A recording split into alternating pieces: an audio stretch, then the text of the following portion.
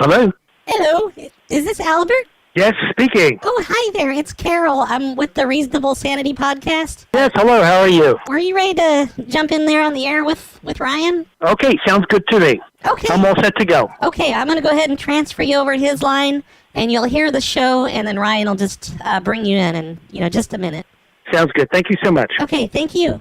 Click, click. And yeah, I feel horrible. I've felt horrible the whole time. I've never tried to say anything different.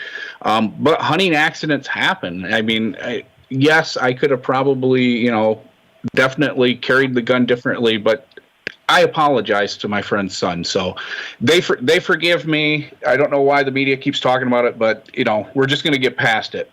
Hey, anyways, up next, we're going to talk meat with a meat expert that I am very excited to talk to. We will be right back after this.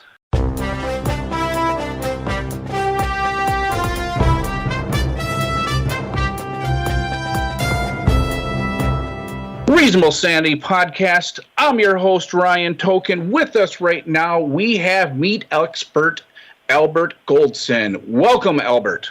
Hi, Ryan. It's a pleasure. It's a pleasure to be on your program. Absolutely a pleasure to have you. So, tell me, what is the biggest issue in the meat world today? Well, they're running into very similar problems that most large industries are running into. They have a very serious labor problem because of lack of experienced meat workers and their inability to retain them. In fact, they're running at only 50-60% capacity since the original lockdown started back in March of 2020. The lazy are contributing to. The lazy. Okay. Go ahead. So that's the labor component.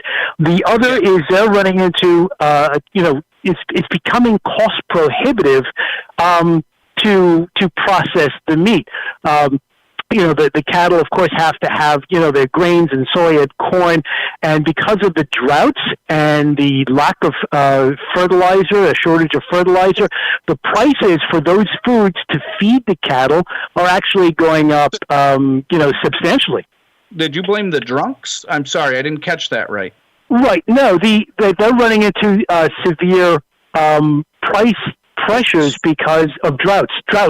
Oh, drugs. Okay. Line 3. Right. Because Albert, go ahead. Yeah. The droughts are resulting in significantly lower yields. Ryan, line 3 is ready. Line 3 is on the air. If you want to talk to line 3. Definitely drugs, sir. Hi. Hello. Hi. I have a question. My name's Rachel. How are you doing? Very good. Do you know why cows have hooves instead of feet? I'm sorry, repeat that. Why cows have hooves instead of feet? Because they lack toes. That was a good one. Oh, okay. Okay. Yeah, well, good one. Good thanks. one. Yeah, meat. Yeah, okay. So you were saying that you think the drugs maybe have an issue with the cows as well? Right. Actually, there are two parts. One, I was trying to say drought, saying lack of water, lack of rainfall, because the lack of rainfall meaning that there's less feed produced for the cattle to eat. So it's going to be higher prices for them. But also drugs as well. Drugs is actually a very important component because antibiotics are used extensively. Ryan, line 4 is ready. Line 4, go ahead. Yes, hello. I'll enjoy the meat, but it's buried deep in my fanny. Do you have large meat for me? Albert, go ahead. She had a question. Yep. Yes. Okay, I didn't catch the entire question. Mm-hmm. Yes, could you relay the question again, please? Yes, I'm trying to, but you keep talking over me. What the hell is your problem, dear sir? Do you have meat for my aching fanny? Ryan, I hear you perfectly. Maybe you can fill in the gaps because for whatever reason the communication wasn't good the connection wasn't good on my end.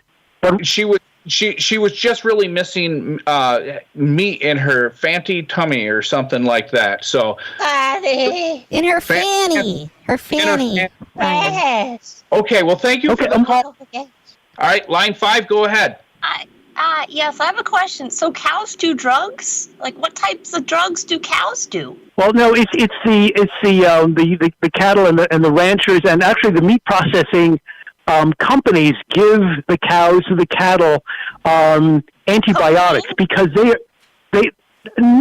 antibiotics because they are squeezed into such a tight space. They risk, diseases running amongst the cows and the cattle. They're extraordinarily confined. Actually, they're confined that they're so tightly that many of them, if left alone, they have a very difficult time walking. Albert, I don't know if any of that's true or not because I did not do any research, but it sounds kind of shady to me. It sounds something like maybe a Joe Biden would push. We'll be right back after this commercial.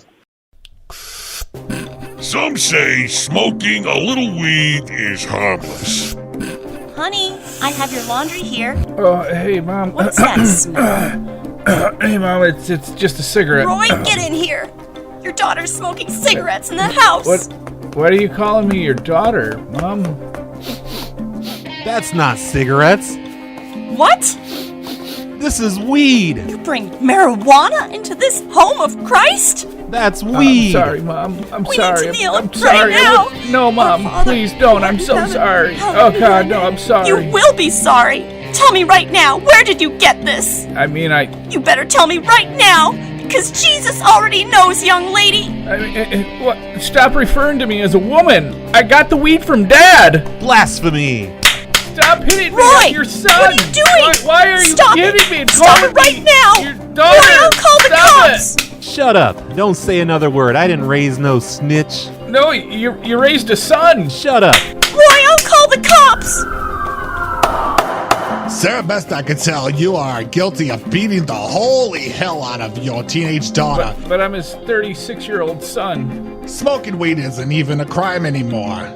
But child abuse sure is a crime in the book of Judge Bernice. You're going to jail. You still think smoking a little weed is harmless?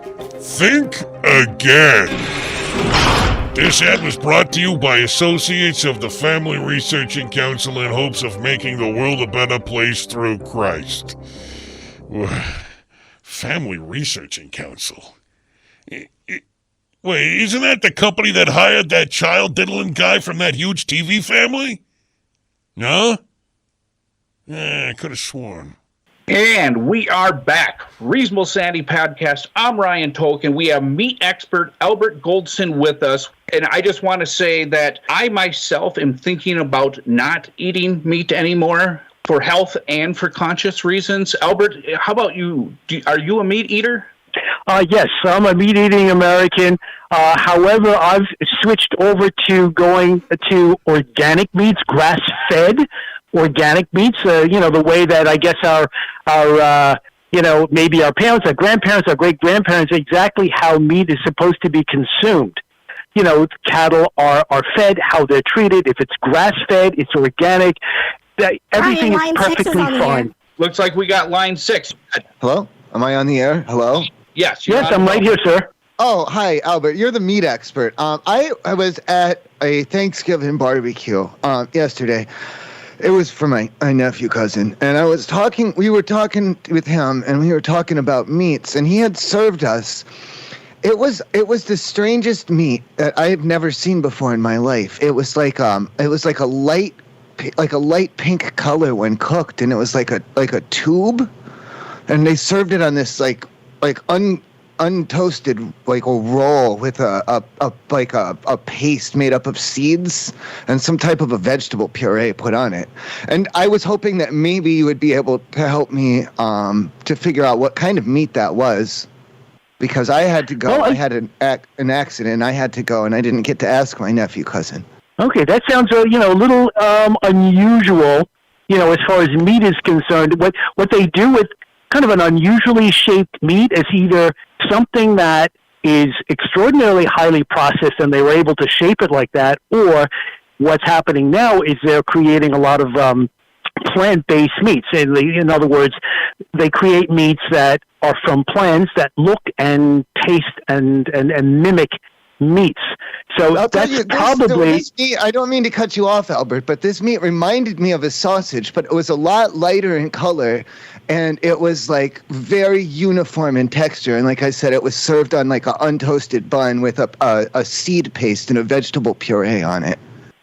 You've got me stumped on that. I'm sorry to say.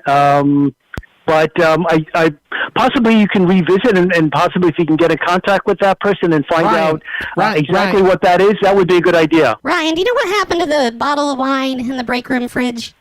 I think you finished that one. No, there was 2 of them. Oh, I don't know. All right. Okay. All right. Line 1, go ahead. Yeah, hi. I just had a quick question.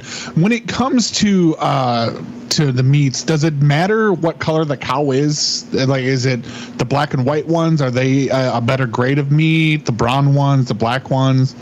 And does it really make a difference? No, not really. The key difference is basically how they are raised, what foods they're being given, whether it's grass fed, whether they're feeding on what cows actually should eat.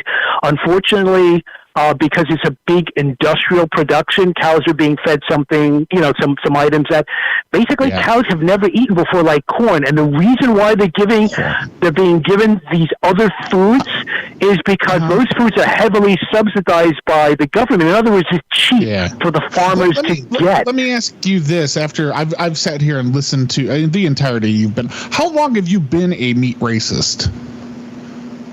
A meat racist.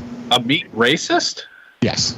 Well, I only eat grass-fed meat, so the cows the cattle are treated and raised humanely, and they are He is a meat racist. Yes, I get where you're going with that. I did not realize that was quite his situation. Oh, okay, how long have you been a meat racist? I've been a meat eater, but in terms of that other term, I really don't know what that means, sir. Okay, line 5, go ahead. That guy that caller who was describing a meat that he had at a barbecue, I think it was a hot dog. Oh, you know what? It could have been. Yeah. Right, that's true. That's true. That is what. Very good. Very good. I think you're right. Albert, I'm surprised you didn't get that one, being the expert and all. Well, everyone, just so you know, if you want to talk to Albert, you feel free. You can look him up. He is a meat expert. And Albert, thank you for being on Reasonable Sanity Podcast. I appreciate you being here. Thank you so much. It was a pleasure. All right. Thank you. This has been Reasonable Take care. Sanity. Have a good one. You too. Goodbye, everyone.